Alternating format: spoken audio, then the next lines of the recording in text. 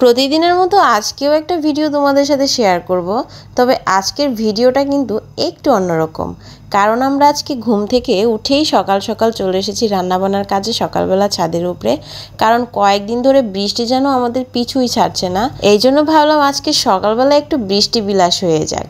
তো তোমাদের দাদাকে ঘুম থেকে উঠে নিয়ে এসেছি, কারণ আমি কোনোভাবেই চুলা জ্বালাতে পারি না। কারণ আমি চুলা জ্বালাতে গেলেই চুলা কেন যেন নিভে নিভে যায়, এই জন্য এই কাজটা বরাবরই আমাকে সেই করে দেয়।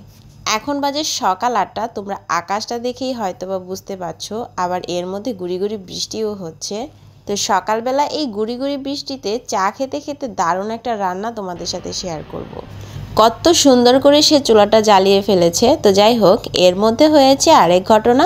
আমার শাশুড়ি মা এসেছিল ছাদের উপরে ফুল তুলতে। তো সে আমাদের এই রান্নাবান্নার আয়োজন দেখে বলছে সেও নাকি অনেক দিন ধরে মাটির চুলায় রান্না করে না। তো তাকে আমি বলার সাথে সাথে সে আর দেরি না করে বসে পড়েছে রান্না করতে। তো প্রতিদিন তো আমার রান্নাই দেখো, আজকে না হয় আমার শাশুড়ি মায়ের রেসিপি তোমাদের দেখাই। প্রথমে তেলের মধ্যে গোটা গরম মশলার সাথে তেজপাতা দিয়ে আর কিছু জিরা দিয়ে ভালো করে ফোড়ন দিয়ে নিয়ে এর মধ্যে বেশ কিছু কুচনো পেঁয়াজ দিয়ে দিচ্ছি। যেহেতু আমাদের রান্নাটা আজকে একটু ঝটপট টাইপের হবে, এই জন্য আমি এখানে কোনো বাটা মশলা ব্যবহার করব। কোনো প্রকার বাটা মশলা ছাড়াই ঝটপট দারুণ এই রান্নাটা তোমরা যে কেউ করতে পারবে।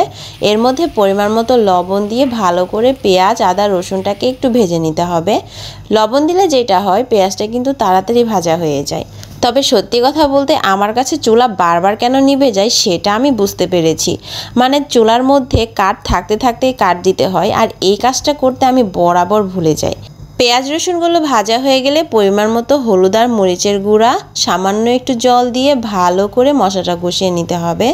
আর এর মধ্যে কিছু গোটা কাঁচামরিচও দিয়ে দিচ্ছি, কারণ আমি এখানে গুঁড়া মশলা মানে গুঁড়া মরিচের পরিমাণটা একটু কম দিয়েছি। আর এর মধ্যে অ্যাড করতে হবে জিরার গুঁড়া, ধনে গুঁড়ো, এটা তোমাদের পরিমাণ আর টেস্ট অনুযায়ী তোমরা ব্যবহার করবে। আজকে আমাদের এই বৃষ্টি বিলাসী রান্নার জন্য লাগবে যেটা, সেটা হচ্ছে চাল আর ডাল, মানে মুসুরির ডাল আর চাল ভালো করে ধুয়ে নিয়ে পানিটাকে ঝরিয়ে নিতে হবে। এরপর শুধু সেই কষানো মশলার মধ্যে চাল আর একত্রে করা ডাল ভালো করে দিয়ে কিছুক্ষণ ভালো করে নেড়েচেড়ে একটু ভেজে ভেজে নিতে হবে।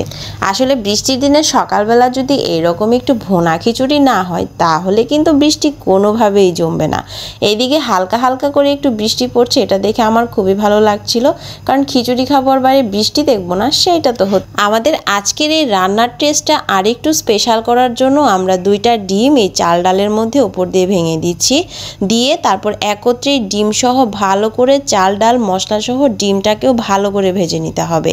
আর এইভাবে রান্না করলে যে এত সুন্দর স্মেল আর দারুণ একটা টেস্ট হয়, সেটা সত্যি আমি আগে কখনো জানতামই না। আর এই ট্রিক্সটা এই প্রথমবার আমি শিখলাম আমার শাশুড়ি মায়ের কাছে। এবার ভালো করে ভাজা হয়ে গেলে পরিমাণ মতো জল দিয়ে ঢেকে কিছুক্ষণ রান্না করলেই কিন্তু আজকের দারুণ মজার রান্নাটি তৈরি হয়ে যাবে।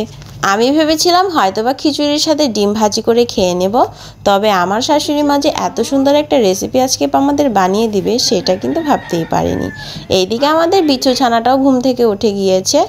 তবে আজকে যেভাবে ভুনা খিচুড়িটা রান্না হচ্ছে, এইরকমভাবে বেশিরভাগই আমাদের বাংলাদেশি বিভিন্ন ভালো ভালো হোটেলে কিন্তু খিচুড়ি রান্না হয়ে থাকে।